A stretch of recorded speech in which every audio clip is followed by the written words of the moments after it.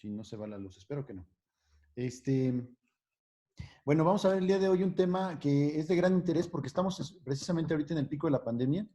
En México, en la Ciudad de México está la mayor cantidad de casos en esta semana, pero eso no implica que sea la mayor cantidad de casos graves, sino que los casos graves los van a ver hasta dentro de 2 semanas.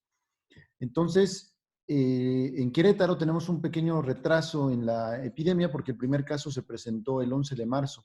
Entonces, seguramente a finales de mayo, a finales de mayo, vamos a tener llenas las terapias intensivas de pacientes respiratorios, por lo cual, y más que las terapias intensivas, todos los hospitales, por lo cual todos debemos estar capacitados porque vamos a formar parte de la atención de estos pacientes. Ya vimos alguna presentación acerca de la ventilación mecánica, de principios de ventilación mecánica básica.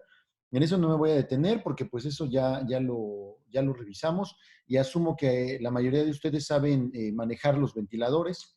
Entonces me voy a ir a cuestiones más técnicas específicas de la ventilación mecánica en los pacientes graves. Y ahorita les explico cómo vamos, bueno, vamos a ver el síndrome de dificultad respiratoria agudo, y con base en ese vamos a iniciar a explicar las diferentes terapias que pueden causar, que pueden mejorar más bien el paciente con complicaciones respiratorias. Entonces, les voy a compartir la pantalla, les voy a pasar un video al final casi, lo voy a dejar casi hasta el final para que lo puedan ustedes ver y les dejo el vínculo también para que lo revisen. De estos videos hay muchos, es un video acerca de la maniobra de pronación, que no es una gran ciencia, más bien el protocolo es lo que es complicado, y bueno, buscar las posibles complicaciones que pueda tener esta maniobra. Es la última parte de la presentación, eso va a ser más o menos como en unos 35, 40 minutos. Y al final, si tienen alguna duda o si tienen, de la misma forma en que hemos visto, si tienen alguna duda durante la sesión, pues me dicen. Déjenme les comparto la pantalla de la presentación.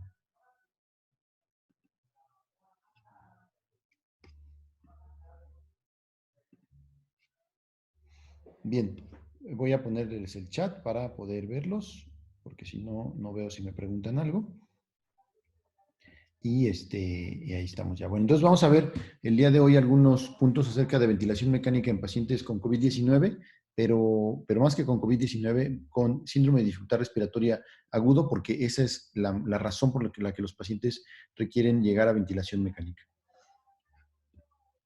Este es un caso real, un caso publicado en esa revista, bueno, en esa bibliografía que ustedes ven abajo, en Lancet Respiratory Medicine, en febrero de este año, de una paciente que fue tratada en China, una de las, no de las primeras, porque ya llevaban varios, pero fue específicamente un caso que trataron en China, de una mujer de 50 años con un cuadro clínico característico de COVID, tos seca, fiebre, mialgias, con 2 semanas de evolución, había iniciado a mediados de enero, finales de enero, había iniciado con esta sintomatología. En ese momento, hace ya 3 meses, vean cómo ya se ve como hasta un poco viejo, ¿no? El tratamiento, como el interferón, habían dado interferón, lopinavir, ritonavir y moxifloxacino. Bueno, el interferón ya hay evidencia de que no mejora nada. El lopinavir, ritonavir, hasta después salió un artículo en el New England de que no tenía ningún beneficio. Entonces, ya aparece, hasta se ve como viejo, ¿no? A pesar de que es de febrero de este año, de hace apenas 2 o 3 meses, cuando mucho. Entonces, pues le dieron tratamiento a esta paciente con estos medicamentos y no mejoró. Esta es su radiografía al día 8. Lo que ustedes pueden ver, además del incremento de la trama broncovascular, es infiltrados. Aquí se ven unos infiltrados gruesos en esta zona de la base, aquí un poco más. Esto es el día 8 desde que ingresó al hospital. Aquí se ven unos cuantos más infiltrados que son sugestivos de edema pulmonar. Es la misma paciente al día 10, 2 días después. Los infiltrados se ven que han aumentado, están consolidando. Vean aquí en la región basal derecha ya se ve un infiltrado bastante importante. Aquí, bueno, aquí la arteria pulmonar está muy gruesa, está muy llena de sangre. Y si comparan esto, me voy a regresar un momento, si comparan esto con la anterior, vean aquí cómo se ve esta vascularidad, comparada con esta, ¿no? Se ve un poco más densa. También depende mucho de la técnica, ¿no? Pero ahí se ve más densa. Y aquí hay algún infiltradillo acá abajo, aquí, y no es la escápula, ¿no? Porque aquí viene la escápula. Entonces no están sobrepuestas las imágenes, pero aquí tiene infiltrado y aquí también. Este es al día 12. Vean esta imagen es muy clara. Ya incluso se ve broncograma aéreo aquí. Se ve aquí bien pintado el bronquio. Ese es un dato de consolidación. Y de este lado también podemos observar consolidaciones y además vean aquí el edema intercisural. Aquí está aquí está la costilla, pero aquí se ve el edema intercisural. Entonces, y los infiltrados que habíamos mencionado aquí abajo, vean aquí cómo se ve muy clarito el broncograma aéreo, un bronquio cortado así de forma transversal. Es una imagen muy característica de consolidación. Eso lo voy a hablar mañana en síndromes pleuropulmonares, si alguien quiere. Eso es más bien como para estudiantes, pero si a alguien le interesa, pues ahí los voy a platicar. Le hicieron la paciente falleció finalmente al día 15, empezó con dificultad respiratoria, y le hicieron biopsias pulmonares, que son las dos de arriba, y biopsias hepáticas. En la biopsia pulmonar, aquí están los alvéolos, pero los alvéolos están llenos de un infiltrado inflamatorio. Vean todos los leucocitos que hay, las células que tienen su núcleo más denso son leucocitos. Y además se ven algunas zonas como de membranas, vean estas membranas que se llaman membranas hialinas. Se llama hialinosis del espacio alveolar. Denme un segundo, déjenme cerrar mi WhatsApp para que no...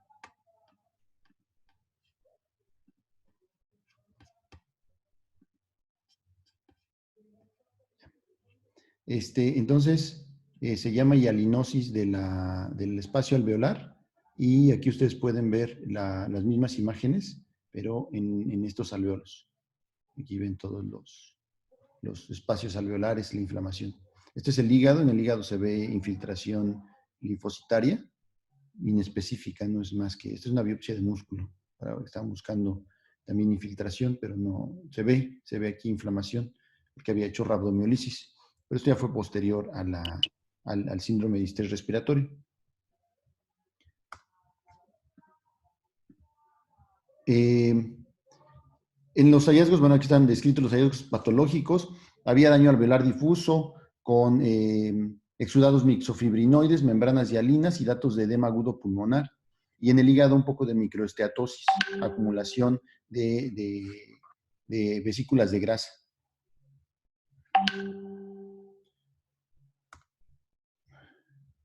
En este síndrome de distrés o de dificultad respiratoria aguda, esto es precisamente lo que vamos a encontrar. Esos son los hallazgos que vamos a encontrar. Este síndrome de distrés respiratorio agudo fue descrito en 1967. Esta revisión del New England está muy interesante. Véanla si tienen oportunidad.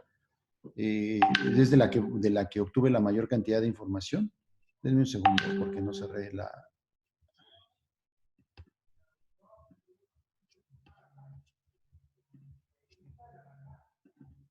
Perdón. Entonces, en este año, en el 67, fueron descritos 9 pacientes que tenían el antecedente de trauma o infección, quienes habían evolucionado con dificultad respiratoria y hallazgos radiográficos característicos en común. Ahorita los vamos a ver. En la necropsia de estos 6 pacientes se presentaban membranas hialinas como aquellas en las que se ven en el síndrome de dificultad respiratoria del recién nacido. Y entonces, como eran adultos, pero era un síndrome de dificultad respiratoria, pero no en recién nacidos, sino en adultos, se le llamó así, síndrome de dificultad respiratoria del adulto. Y después se cambió lo del adulto por agudo, la A de agudo. Entonces ahora se llama síndrome de dificultad respiratoria aguda. Ese es el nombre con el que se le conoce. A lo que se debe, o la razón por la que se presenta el síndrome, los factores de riesgo relacionados con la enfermedad son las infecciones, pueden ser bacterianas o virales, la broncoaspiración, la presencia de trauma pulmonar directo, las lesiones por inhalación y en los pacientes con casi ahogamiento. Entonces, estos factores de riesgo son los que de forma más importante se asocian a la presencia del síndrome. Pero hay otros factores indirectos. Por ejemplo, la sepsis no pulmonar. Había pacientes que tenían sepsis abdominal, por ejemplo, y aún así desarrollaban síndrome de distrés respiratorio agudo. Los pacientes con trauma no torácico o que hacían choque hemorrágico también. La pancreatitis aguda, los pacientes con quemaduras de más del 30% en la superficie corporal, la sobredosis de drogas, especialmente de las inhaladas, pero también de algunas drogas intravenosas, como la sobredosis de heroína, y una lesión, o más bien una complicación de las transfusiones, que es el TRALI, que es Transfuse Related Acute Lung Injury, o lesión pulmonar aguda relacionada con las transfusiones, que se asocia a esto precisamente, a transfusiones de paquetes globulares, y no necesariamente es una gran transfusión, es decir, no es una sobrecarga hídrica, sino que es la lesión propiamente, una reacción inmunológica que se genera posterior a la transfusión. Puede ser con incluso un solo paquete globular, no es necesario que tenga más. Y aquí vamos a ver la fisiopatología. Está bien en el New England, y ahorita ustedes la pueden ir a revisar, pero del lado izquierdo tenemos un alveolo normal, un alveolo sano, aquí con su membrana basal. La corte está cortada, pero por el diseño de la diapositiva, pero bueno, está completa aquí en la imagen. De este lado no tiene mayor importancia, pero aquí podemos ver células pulmonares, células del alveolo, de los alveolos, y receptores, diversos receptores que tienen que ver con la unión de las células inflamatorias a la membrana basal de la membrana alveolo-capilar, del espacio alveolo-capilar. Entonces, llega un macrófago, produce una lesión, cualquiera de estos factores que ya vimos, hongos, bacterias, virus, traumatismo, contenido gástrico por una broncoaspiración, etcétera, cualquiera de ellos desencadena una cascada de inflamación que activa los macrófagos, y por medio del factor de necrosis kappa beta, activa el factor de necrosis tumoral y desencadena la reacción inflamatoria de los macrófagos de tipo M1, que liberan todas estas interleucinas ya conocidas, hacen que migren los polimorfonucleares al espacio alveolar. Los alveolos se llenan de agua porque se abren los espacios entre las células alveolares. Entonces hay fluido de edema, de líquido de edema al interior del alveolo, y se satura de agua. Los neutrófilos liberan proteínas e interleucinas inflamatorias de muchos tipos, enzimas que destruyen las membranas de las células, que pueden hacer que el líquido vaya moviéndose de un lado a otro, y además de generar un edema alveolar, genera también un edema intersticial que se encuentra en esta porción. Esta lesión endotelial del vaso sanguíneo del alveolo puede ocasionar que se formen microtrombos.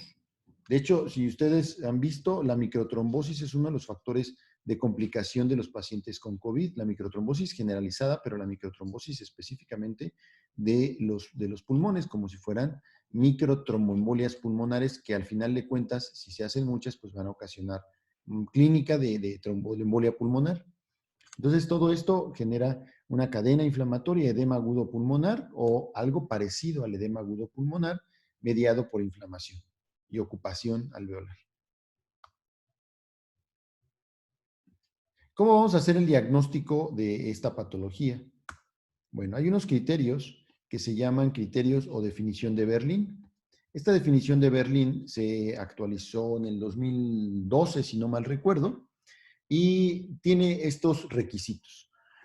Lo primero es que el paciente tenga una presentación de la lesión pulmonar o de las características pulmonares, la hipoxemia y la dificultad respiratoria en los primeros 7 días después de haber presentado la lesión, el factor de riesgo que la haya ocasionado. Si la lesión se presenta después de 7 días, entonces se considera poco probable que sea esa la causa. Entonces, si el paciente tiene broncoaspiración y en la primera semana desarrolla estos infiltrados que veíamos, y ahorita vamos a ver otras imágenes, estos infiltrados, o desarrolla alguna otra patología, alguna otra manifestación pulmonar, entonces se considera posible que esa sea la causa, o necesariamente que sea la causa. Además, tiene que haber opacidades bilaterales en la radiografía que sean compatibles con edema agudo pulmonar. Ustedes seguramente han visto radiografías de edema agudo pulmonar, espero que sí, pero se ven muy parecidas. De hecho, a veces es no identificable un edema agudo pulmonar de un síndrome de dificultad respiratoria aguda. No hay manera de saberlo, salvo por el antecedente, salvo que no tengas factores de riesgo para edema agudo pulmonar. Además, el paciente necesita estar con ventilación mecánica o ventilación, puede ser ventilación no invasiva, pero en la ventilación no invasiva no puedes controlar el PIB. Entonces, un requisito de los criterios de la definición de Berlín es que el PIB dentro del ventilador, en el ventilador volumétrico, esté al menos en 5 centímetros de agua. Si no es así, entonces no tiene lesión pulmonar, porque recuerden que 5 es como el PIB fisiológico, es el PIB que mantenemos todos nosotros, dada el cierre de nuestra glotis.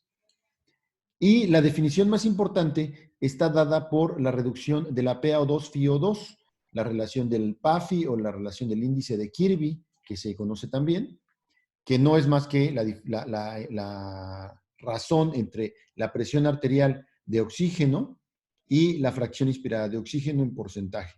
Y si es menor a 300, entonces este paciente tiene SDRA. Y se clasifica en 3 grados. En leve, cuando el APAFI va de 201 a 300, asociado con una mortalidad del 27%. En moderado, cuando el APAFI va de 101 a 200, asociado con una mortalidad de 32%. Y en severo, cuando el APAFI va en menos de 100, asociado con una mortalidad de 45%. Entonces, la importancia de determinar el PAFI es pronóstica. O sea, que el paciente, cómo le va a ir al paciente de mal.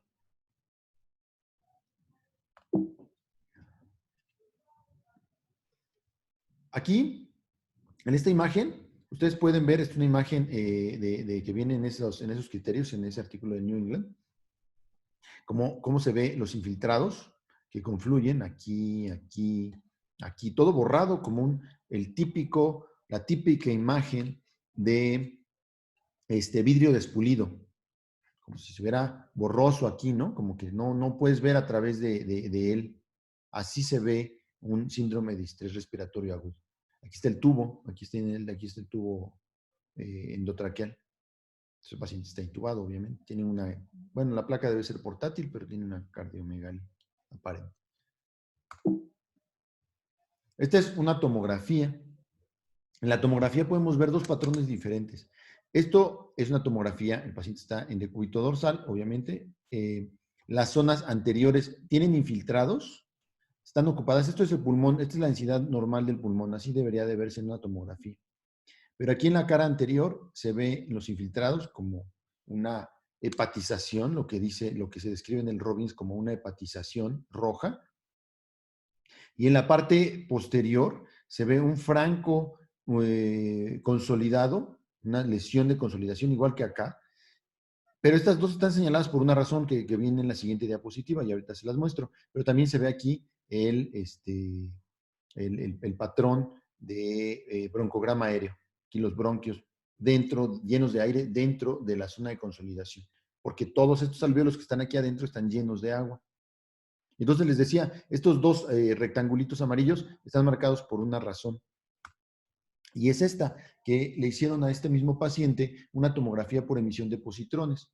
En la tomografía por emisión de positrones con fluoro de desoxiglucosa inhalada, lo que ustedes pueden ver es la adecuada circulación, todo esto es la circulación, pero con una ventilación correcta en la zona anterior y una muy mala ventilación. Vean cómo capta mucho menos la zona posterior, que es la zona de mayor infiltración, donde se ve más denso. Entonces aquí ustedes pueden comparar muy bien la entrada de aire. O sea, qué tan bien ventilados están los alvéolos o los segmentos bronquiales de esa región.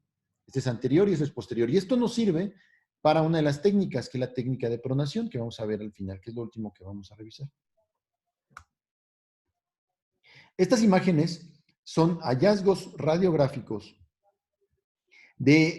concordantes con síndrome de distrés respiratorio agudo, pero en pacientes con COVID. Estos son pacientes con COVID. Y son progresiones, son más bien progresivamente más graves. Son diferentes pacientes. Cada imagen es un paciente diferente. Vean este infiltrado localizado en la región basal, como si fuera una neumonía lobar. Entonces, es una neumonía lobar única. Solamente se ve en esa sección. Esto no es lo común en el COVID. En el COVID se ven otras imágenes que son las de abajo, pero esto no es lo común. Lo común es que se vea más como esto, infiltrados bilaterales. Vean las diferentes etapas de consolidación. Aquí se ve una consolidación que seguramente lleva más tiempo comparada con estas. Son más pequeñas y son menos densas en relación. Si le midiéramos las unidades Hounsfield, seguramente estas van a tener menos que estas. Pero aquí tiene ya varias consolidaciones que no confluyen. Aquí tenemos también consolidaciones que no confluyen, como esta, como esta, como esta. Aquí tenemos consolidaciones ya confluyentes muy grandes en ambos semitórax, del lado derecho, del lado izquierdo, y ya de una densidad alta. Y aquí tenemos consolidaciones basales que ya tienen el broncograma aéreo en los dos lados.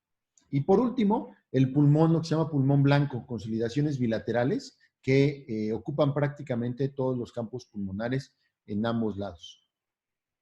Hay otro patrón de la imagen de COVID, que es este, el patrón en mosaico o en crazy paving, que es el paving es como las losetas del piso, ¿no? Entonces, ustedes pueden ver imágenes en las cuales hay menor densidad y otras en las que hay mayor densidad, como si fueran mosaicos. Eso es exactamente lo que estamos viendo aquí. Y del otro lado no se enmarca tanto, pero aquí también se puede observar. Y aquí hay otro infiltrado. Entonces, estas son imágenes características de COVID. Las de la imagen anterior, estas y estas. ¿Cuál es el tratamiento? Que es por la razón por la que estamos aquí platicando. Nada más quería ponerles esta introducción porque pues vamos a hablar más bien del tratamiento ventilatorio. Estos pacientes graves con síndrome de estrés respiratorio agudo que tienen un PAFI menor a 300, generalmente están intubados o por lo menos con un soporte ventilatorio. Pero aquí les quiero citar dos bibliografías. Una de ellas es del Intensive Care Medicine de 2020, que es de donde me basé para revisar unas cosas del tratamiento. Y es una cosa muy importante que ustedes tienen que considerar ante un paciente con COVID. Y que ustedes lo ven ahí en inglés, perdón que esté en inglés, pero bueno, se los leo o se los traduzco de manera simultánea. Los procedimientos generadores de aerosoles, tales como broncoscopía, intubación endotraqueal, succión del tracto respiratorio abierto, traqueostomías, ventilación manual antes de la intubación, tratamiento con nebulizaciones, cánulas nasales de alto flujo, ventilación no invasiva y compresiones torácicas están relacionados con la transmisión de los agentes infecciosos o del agente infeccioso específicamente del SARS-CoV-2 en el personal de salud. No es que estén contraindicados, no es que estén absolutamente contraindicados, pero ustedes consideren que todos estos procedimientos generadores de aerosoles son de alto riesgo. Los médicos y las enfermeras que se han complicado y que se han expuesto por mayor tiempo al virus, a principios de marzo, en febrero, o en los lugares en donde no haya a un equipo de protección, están expuestos a mayor posibilidad de contagio y por lo tanto a desarrollar una enfermedad grave. La enfermedad grave depende de dos factores. El primero es tu estado de salud basal, pero el segundo factor es la carga viral a la que te sometes, es decir, qué tan expuesto estás al virus. Si estás muy expuesto al virus sin protección y estás mucho en contacto respiratorio, no le vas a dar tiempo al sistema inmunológico de que se recupere y entonces va a desarrollar una enfermedad severa. Por eso se los puse, ¿no? Para que consideren todos los procedimientos generadores de aerosoles que pueden incrementarles el riesgo de complicaciones. Y esta otra que me pareció muy curiosa, del New England Journal of Medicine del 2017, estaban hablando de SARS-CoV, del original, del causante del SARS. Y entonces dice en la cita que se han asociado que la enzima convertidora de angiotensina y sus receptores, la presencia de receptores para la enzima convertidora de angiotensina, tiene mayor susceptibilidad para la presencia de síndrome de dificultad respiratoria aguda. La proteína convertidora de angiotensina de tipo 2, o el receptor de esta proteína, se relaciona con la unión al SARS-CoV. Experimentalmente, las lesiones pulmonares por SARS-CoV se pueden atenuar bloqueando la vía del sistema renina-angiotensina-aldosterona. Y ahí trae la bibliografía para que la revisen, ustedes vean ese artículo del New England, sugiriendo que hay una explicación molecular para la infección por SARS-CoV, en este caso era SARS-CoV, el 1, relacionado con síndrome de distrés respiratorio y algún posible tratamiento. Ese fue el razonamiento para iniciar algunos medicamentos que podrían ser la hidroxicloroquina, por ejemplo, o el opinavir, ritonavir, pensando que alguna de esas, de alguna de esas formas podíamos evitar que se evolucionara a una forma grave. También fue el razonamiento por el que se pensaba que los pacientes que usaban IECAS o ARA2 podían tener un mayor riesgo de complicaciones, lo cual no se ha demostrado clínicamente. ¿Ok? Bueno, con estas dos citas, habiendo considerado estas dos citas, les voy a mencionar cómo se sugiere o cómo se puede llevar a cabo el tratamiento, algunas de las terapéuticas de lo que está descrito para el tratamiento de las complicaciones ventilatorias. Lo primero es la ventilación no invasiva. La ventilación no invasiva está descrita en influenza. Se han reportado fallas de ventilación hasta en un 85%. Sin embargo, en esta bibliografía que apenas se alcanza a ver allá abajo, pero que sí la pueden ver, que es del JAMA del 2016, se encontró que de todos los tipos de ventilación no invasiva, aquí ustedes pueden ver varias mascarillas de BNI, pero hay una que es la ventilación no invasiva con casco, que es esta. Resulta que la ventilación no invasiva con casco, en esta bibliografía, se demostró un beneficio en disminución de la mortalidad a 90 días. Entonces, si tuviéramos que utilizar alguna ventilación no invasiva, sería la ventilación no invasiva con casco, lo cual, pues de por sí no tenemos mascarillas generalmente, pues es más complicado. Ahora, la ventilación no invasiva con casco nos da un segundo beneficio, y es que no tenemos exposición a los aerosoles. El paciente está completamente hermético dentro de su casco, y entonces no tenemos exposición a los aerosoles y es menor el riesgo del contagio, ¿no? Para el personal de salud. Tenemos también como opción para la ventilación no invasiva en las cánulas nasales de alto flujo. Las cánulas nasales de alto flujo son algo así, traen un aparato similar a un nebulizador que le genera un alto flujo, se pone simplemente como unas puntas nasales, pero van más fijas, van más apretadas, y le incrementan la presión dentro de la nariz, mejoran la ventilación, mejoran la saturación de manera de corto tiempo, pero la evidencia de su mejoría no es concluyente. Es decir, el riesgo de mortalidad es el mismo con o sin las cánulas nasales de alto flujo. Y como ya vimos, las cánulas nasales de alto flujo son terapéuticas que pueden incrementar el riesgo de generación de aerosoles. Entonces, deberían de usarse con mucho cuidado. Bueno, en este caso, en pacientes con COVID, pues no, porque no tienen mucho beneficio y además pueden generar aerosoles. Tenemos otra técnica que se llama ventilación oscilatoria de alta frecuencia, que utiliza el principio de ventilar con volúmenes, perdón, ahí el dedazo, con volúmenes corrientes bajos, pero tan bajos que pueden ser menores al espacio muerto anatómico, pero tienen alta velocidad, o sea, volúmenes de alta velocidad de flujo. Utilizan un filtro especial, que aquí viene, creo que también lo tengo en la otra diapositiva. No lo agregué, pero bueno, este es un filtro especial, es una válvula especial en la cual el flujo es en una sola dirección. Aquí ustedes no lo ven, pero aquí tenemos el diafragma de oscilación, el que está fluctuando, el flujo hace que se mueva de un lado a otro el flujo. Aquí en la puerta se entra el aire, por la B es la vía de entrada al paciente, y tiene otra vía por la que sale el flujo. O sea, una vía rápida. Entonces, oscila de manera rápida, entra rápidamente a la vía respiratoria del paciente y sale. Entonces, oscilando. Esto es como un émbolo, como un pistón que está empujando a un alto flujo para incrementar la velocidad de entrada del aire. Esto está en la revisión del Intensive Care, aquí en esta bibliografía del Intensive Care, ahí vienen la bibliografía que justifica la ventilación oscilatoria de alta frecuencia. Es de poco uso, pero porque no casi en ningún lugar tenemos la válvula especial para conectarla al ventilador. Y por último, pero es probablemente lo más conocido, tenemos las maniobras de reclutamiento alveolar. Hay varias maniobras de reclutamiento alveolar que aquí las enlisto y las voy a ir mencionando. La primera es la insuflación sostenida a altas presiones.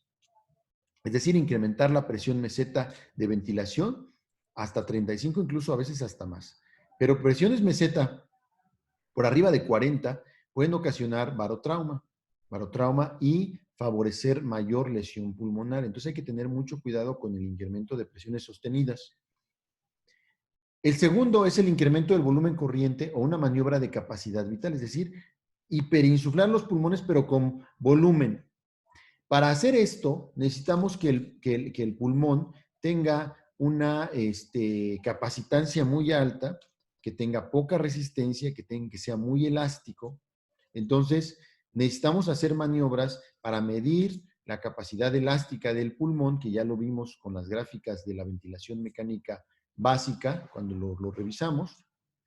Necesitamos medir esa capacidad elástica del pulmón, esa elasticidad, para poder saber si ese paciente es candidato a incrementar el volumen corriente, porque si no, lo único que vamos a hacer es incrementar las presiones intrapulmonares y perpetuar el daño. Entonces hay que tener mucho cuidado con eso. Podemos utilizar suspiros intermitentes. Se le puede programar al ventilador la presencia de suspiros. Es lo que hacemos nosotros de manera natural para incrementar, para reclutar los alvéolos. El cerebro detecta un incremento ligero de PCO2 y entonces suspiramos. No es que estemos muy enamorados ni nada, no es tan romántico como eso. Es simplemente que necesitamos una mayor cantidad de PO2 o tenemos una mayor retención de PCO2. También podemos prolongar el tiempo inspiratorio, lo que se llama pausa inspiratoria. Esto es no fisiológico. Cuando tú inspiras, metes el aire, normalmente no lo mantienes sostenido dentro del pulmón, lo sacas, o sea, inmediatamente al terminar la inspiración, el punto máximo de la inspiración, empieza la expiración. Entonces, esto no es fisiológico y puede ocasionar incremento de la presión parcial de CO2, acidosis respiratoria, como una complicación. De hecho, prácticamente todas las maniobras que incrementan el reclutamiento alveolar o incrementan las presiones, todas estas, salvo el decúbito prono, pueden ocasionar incremento de la PCO2 y acidosis respiratoria. También tenemos variaciones de estrategia de ventilaciones protectivas, es decir, evitar las ventilaciones de protección de los 6 mililitros por kilo de volumen corriente calculados normales, o podemos incrementar de manera escalonada el PIP o la presión inspiratoria pico. Estos dos últimos, el incremento escalonado de PIP y de la presión inspiratoria pico y el decúbito prono son las dos modalidades más utilizadas. El incremento escalonado de PIP se incrementa de 2 en 2 en 2 milímetros de mercurio. La presión inspiratoria pico la incrementamos solamente hasta después de haber incrementado el PIP. Primero tenemos que incrementar el PIP paulatinamente. Obviamente cambias las alarmas del ventilador. Y por último, el decúbito prono, que ahorita vamos a ver un video y algún razonamiento del decúbito prono y les voy a presentar, les voy a poner unas imágenes de eso. La pronación pues, es una maniobra de reclutamiento alveolar de rescate. Muy pocos pacientes mejoran. ¿De qué depende la mejoría de los pacientes? Depende de su función pulmonar previa a la intubación. Entonces, consideren la función pulmonar previa para saber si el paciente le va a ir mejor. Hay escalas de pronóstico del paciente que se va a pronar de acuerdo a su riesgo de las antecedentes pulmonares. Y tiene un principio que ya habíamos revisado en la sesión pasada, que es el principio de las zonas de West. Me voy a enfocar ya solamente a la zona más basal, que es el lugar en el cual podemos encontrar una presión de apertura de los capilares pulmonares constante, en el cual la sangre siempre está pasando, y entonces puede incrementar el riesgo de ocupación del alveolo por agua. ¿Qué escalas hay de pronóstico para la pronación? Ahorita se las menciono. Bueno, ahorita se las mando si quieren, se las busco rápido. No la puse en la presentación, pero hay una escala Sí, el IROX, pues se puede utilizar, es una escala que se puede, que te habla de la capacidad pulmonar, de la capacidad de ventilación del paciente. Eh, Ahora, ese es un punto importante en lo que preguntas de si se prona o si mejor se intuba. La pronación se considera en los pacientes ya intubados. La pronación es una medida de rescate final. Este paciente ya debería estar intubado. La pronación no se debe de utilizar en los pacientes no intubados porque tú estás tratando de reclutar los alvéolos. Si tú no has intubado al paciente y no mantienes presiones altas, me voy a regresar una diapositiva, y no mantienes presiones altas, como esta, o sea, tú no tienes un incremento escalonado de la PIP, y para poder incrementar la PIP, tienes que tener al paciente completamente sedado y relajado, o sea, lo tienes que dejar que se lleve solito. Si no lo tienes completamente sedado, relajado, intubado, no lo puedes pronar, porque estás haciendo una maniobra que es antes es un paso antes, pues, del PIP, es un paso antes, incremento de PIP, es un paso antes de la pronación. Y para el PIP tiene que estar intubado. Tu respuesta es, pues esta escala te puede servir para evaluar el riesgo, el pronóstico de la complicación, el pronóstico de la ventilación, de la técnica que utilices para la ventilación, pero el paciente ya tiene que estar intubado. Es un paciente, estamos hablando de pacientes respiratorios muy graves. Porque les está dando, de verdad, mucho por pronar a los pacientes no intubados. O sea, por no intubarlos, los pronan. Eso no es correcto. El paciente se tiene que intubar antes, ¿ok? Para que lo consideren y lo intuben. Bien. Sí, claro, está bien. Bueno, entonces les decía lo de la pronación. Bueno, implica que abras los alvéolos, que los alvéolos que están ocupados por presión hidrostática, que están ocupados por más agua y que normalmente no se abren tanto y no intercambian gas de manera tan adecuada.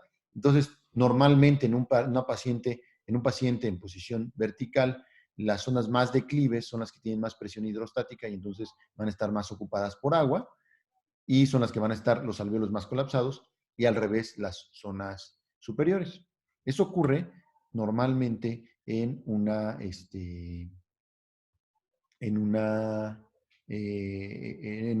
persona de pie. ¿Alguien me iba a preguntar algo? Vi que ahí. En dado caso que la gasometría no mejora, ¿qué procede? Que la gasometría no mejora en qué. Recuerden que estamos viendo pacientes, no gasometrías, pero que en la gasometría no mejora en qué parámetro.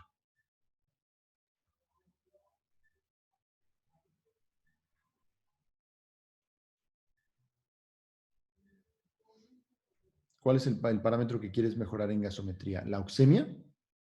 ¿O la PCO2? ¿O el estado ácido base? ¿Qué es lo que te interesa mejorar? Obviamente, pues los pacientes están hipoxémicos, ¿no? Esa fue la razón casi siempre por la que los intubaste, por insuficiencia respiratoria hipoxémica. Todo en el conjunto, ok. Bueno, es complicado tener una pregunta de todo en el conjunto, pero yo te lo puedo decir, te lo puedo separar por partes. El paciente, analizar, sintetizar y analizar. El paciente con COVID y con síndrome de estrés respiratorio agudo tiene insuficiencia respiratoria hipoxémica. Entonces, lo primero que te interesa es mejorar la oxemia, es lo primero. En segundo lugar, el paciente puede tener otra complicación, puede tener otra enfermedad. Que a lo largo plazo que no mejore daría falla orgánica múltiple, así es, sí. Ok, todo el cuerpo en general. Entonces, pero si estamos hablando del patrón respiratorio de un paciente que se complicó con patrón respiratorio, con deterioro de la función respiratoria, entonces va a tener hipoxemia. Va a tener hipercapnia si tiene otra complicación o si ocasionamos incremento de la presión intrapulmonar. Eso es lo normal. Si nosotros incrementamos la presión intrapulmonar con maniobras de incremento de la presión con PIP o con presiones pico altas, lo que vamos a ocasionar es incremento de la PCO2. Entonces vamos a hacer una insuficiencia respiratoria hipercápnica. Eso es lo que va a ocurrir y va a tener acidosis respiratoria. Una hipercapnia que se llama hipercapnia permisiva. En tercer lugar, esa hipercapnia permisiva te va a ocasionar acidosis respiratoria. Entonces, la acidosis respiratoria te puede deteriorar otras funciones. Por ejemplo, de entrada, lo que te empeora es el intercambio de oxígeno, pero no en los alvéolos, sino en los eritrocitos, porque la curva de disociación de la carboxi a oxihemoglobina depende de una ecuación o de una constante que se llama efecto Bohr, o que tiene determinación del efecto Bohr y que tiene que ver con el pH, que relaciona o que permite una mejor intercambio de oxígeno en el eritrocito, no en el alveolo. Si el paciente tiene un deterioro respiratorio, como bien lo dices, si el paciente se deteriora de forma respiratoria, puede evolucionar a otras complicaciones. Cuando tú le das mayores presiones pulmonares, lo que estás haciendo es que sometes al corazón a una mayor carga. Y entonces, si el paciente tiene factores de riesgo para insuficiencia cardíaca, vas a incrementar el riesgo de insuficiencia cardíaca, lo cual es un criterio de falla orgánica múltiple. Si el paciente hace sepsis o una sobreinfección bacteriana, entonces va a ser tener efectos en la coagulación, va a tener efectos con vasodilatación periférica, va a tener, que fue lo que veíamos en aminas, ¿no? Va a tener efectos múltiples. Es cierto, es toda una cascada de complicaciones que es generalmente por lo que se mueren los pacientes. ¿En qué casos, qué es lo que quisiéramos mejorar en la gasometría? Yo te diría que el primer criterio en estos pacientes, lo que tendríamos que verificar es la oxemia. O sea, es lo primero que quieres ver. En segundo lugar, la PCO2, pero la PCO2 de manera relativa. O sea, puedes darle chance tantito de que haga hipercapnia, un poquito. Y después vas a ver el resto de los órganos. El problema del paciente con distrés respiratorio va a ser, el pulmonar, lo que estamos viendo en la imagen. Y después va a tener todo lo demás, pero va a ser algo secundario. Y eso es esperado en muchos pacientes, y no nada más en COVID, en todas las causas de distrés respiratorio. Yo vi una paciente, por ejemplo, que no sé si les platiqué alguna vez o en alguna otra sesión, pero con una lesión pulmonar por radiación. Y entonces la radiación le había ocasionado un SDRA, muy parecida a esta imagen, pero era por radiación. Y he visto pacientes con sepsis muchos, con neumonía muchos. Entonces, como vimos al principio, la causa pues, es diferente, pero las manifestaciones y el tratamiento son prácticamente iguales. Son tratamientos de sostén. Bueno, para seguir con lo de pronación, esta imagen, las dos imágenes de arriba son con el paciente en decúbito dorsal. Estas son en decúbito dorsal al final de la expiración. Aquí está al final de la expiración y al final de la inspiración. Aquí sacó el aire y aquí metió el aire. ¿Qué tipo de radiación causa más daño? La radiación ionizante. La radiación ionizante es la que ocasiona daños pulmonares. En los paneles C y D tenemos al paciente pronado en los mismos momentos. Esto es al final de la expiración en supino y esto es en prono. Y ustedes pueden ver las zonas de consolidación que estaban aquí abajo. Aquí está volteado, aquí está el corazón, ¿no? Aquí está ahí el corazón en la parte anterior. Ya están acá. Y estas zonas que estaban consolidadas, aquí incluso podemos ver un derrame pleural. Vean, del lado derecho sería aquí. Aquí está el derrame pleural. Ahí sigue. Pero el paciente...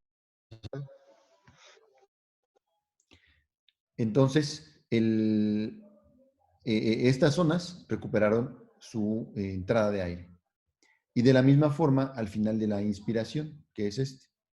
Aquí podemos ver las zonas ocupadas de alvéolo, de los bronquios o los pulmones, más bien todos ocupados con consolidaciones, y las mismas zonas, pero en el paciente pronado. Eso es lo que estamos buscando, que se recupere la ventilación. Creo que esta es la última. Bueno, estas se las puse en inglés, pero ¿cuáles son las complicaciones de la pronación? La primera es la obstrucción de la vía aérea. Es de las más frecuentes. Es por secreciones, lo estás volteando, entonces empieza a sacar más secreciones y de hecho, en el paciente ventilado lo tienes que mover de posición para evitar atelectasias precisamente. Y una de las atelectasias son por secreciones. La desaturación de oxígeno transitoria, en lo que se recupera, en lo que alcanza, en lo que vuelve a ocupar, esos alvéolos se llenan de aire. Las arritmias por hipoxemia, la hipotensión, porque se comprime el corazón y entonces eso ocasiona que disminuya la precarga. el vómito por el movimiento y las extubaciones y las pérdidas de los catéteres o de los drenajes por el movimiento, o sea, estarlo volteando. Eso es común. Bueno, aquí tienen los porcentajes, pero es frecuente que pase si en un equipo no tiene experiencia en pronación. Entonces hay que tener mucho cuidado para pronar a los pacientes. ¿Ok? Les voy a dejar de compartir la pantalla. Si tienen alguna pregunta me pueden seguir diciendo y les voy a poner un video de las posibles, una técnica de reclutamiento. Déjenme ver dónde está. Unas estrategias o una simulación de pronación.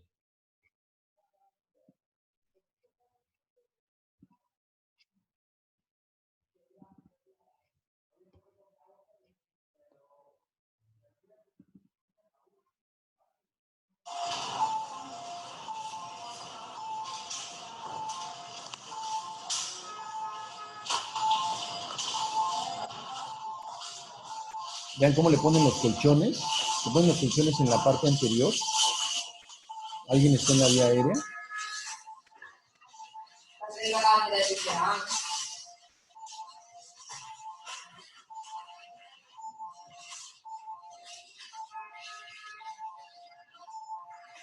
Tienen las sábanas clínicas abajo, que son las sábanas que ya tenía puestas el paciente desde que lo ponen en la cama.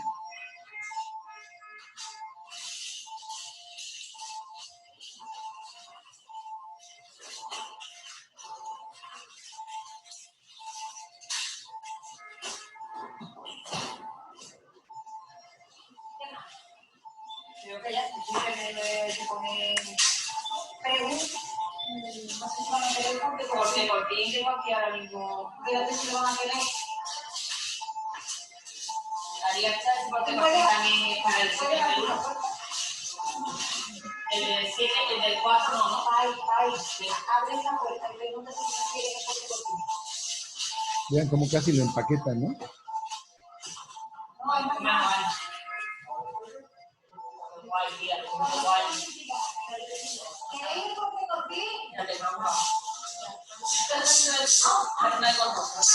Después di que no quieres escucharte. ¿No te vas a escuchar a ti? Hostia, tía, qué pasada. Qué pasada, de verdad. Así se hace muy bien. Un momento. Totalmente de acuerdo. No más que volviendo venga.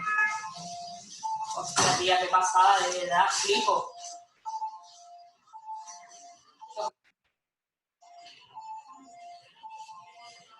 Déjenme pausarlo porque...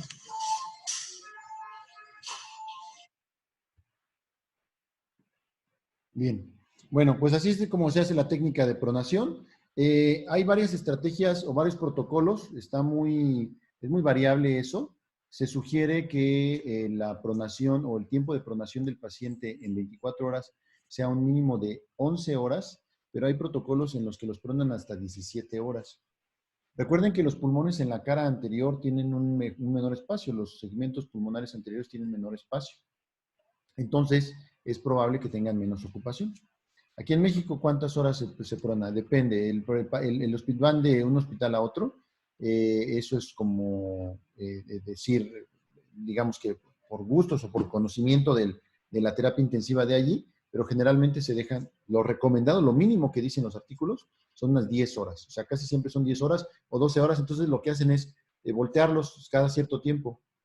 A veces los protocolos son de 1 hora completa, a veces son de 2 horas completas, a veces son de 30 minutos y 30 minutos, pero mientras más veces los voltees, pues más veces corres el riesgo de que se te extube o de que se te salga un catéter o todo eso, ¿no? Entonces hay que tener también mucho cuidado en eso, ¿no? Porque no podemos arriesgarnos a que el paciente se extube, porque además está insuflado, o sea, está hiperinsuflado, y si lo extubas, lo vas a tener que volver a intubar con el riesgo de que te genere un aerosol y de que te contagies, ¿no?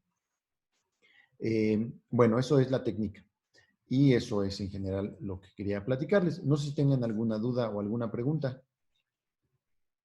¿En niños hay alguna diferencia? No, en niños se hace lo mismo, pero los niños se utilizan presiones pulmonares menores. Se utilizan parámetros mucho menores. el volumen corriente es el mismo, pero las presiones son menores. No te sabría decir cuántas son las presiones que utilizan los pediatras, pero lo podemos checar, porque normalmente yo no manejo hace muchos años ventiladores pediátricos. ¿Cuánto tiempo se deja pronado? Los pacientes se dejan al menos 10 horas pronados. Los protocolos hay descritos, hay desde 7 horas hasta 17 o 18 horas, o sea, prácticamente todo el día pronados. Depende del protocolo. También es mucho mejor si se pronan cuando el paciente, o sea, la pronación les va mejor si el paciente tiene una buena elasticidad pulmonar, lo que les decía. Y con una buena elasticidad necesitas menos tiempo de pronación para que el paciente mejore. ¿Ok? Bien. Pues eso es lo que quería platicarles hoy. Si no tienen alguna pregunta más, gracias por estar aquí acompañándome y ocupando su tiempo en algo productivo. Úlceras por presión, estar tanto tiempo en esa posición. Sí, claro, es una de las complicaciones, pero las úlceras por presión se dan tanto en posición anterior como en posición en supino o en prono. Entonces, independientemente de la posición que tenga el paciente, hay que colocarle sus medidas de protección de salientes óseas. Todos los pacientes tienen que tener sus medidas de protección de salientes óseas y su movilización. Obviamente, el paciente en decúbito prono no puedes flexionarlo porque pues, está en prono, entonces no puedes flexionarle o extenderle más la espalda. Entonces tienes que tener los colchones de presión cambiante, los colchones de aire de presión cambiante, sus cojines como vieron cómo le pusieron unas almohadas enfrente a todo el paciente, independientemente del colchón que tenía. Entonces tenía extra, pues, como la protección de salientes óseas, y en la cara se les pone como una dona o una media dona para ocupar, para que no tengan compresión de su frente. O sea, se les pone aquí y en la barbilla, así, para que los ocupe. Y les deja libre la boca para el tubo endotraqueal. Pero sí, hay que tener cuidado de las salientes óseas. Bien. Bueno, pues si no hay más preguntas, muchas gracias por su tiempo y y pues que les sirva de algo esta plática por si tienen algún paciente. ¿Vale? Yo también los quiero, gracias. Bueno, cuídense mucho, voy a dejar de grabar y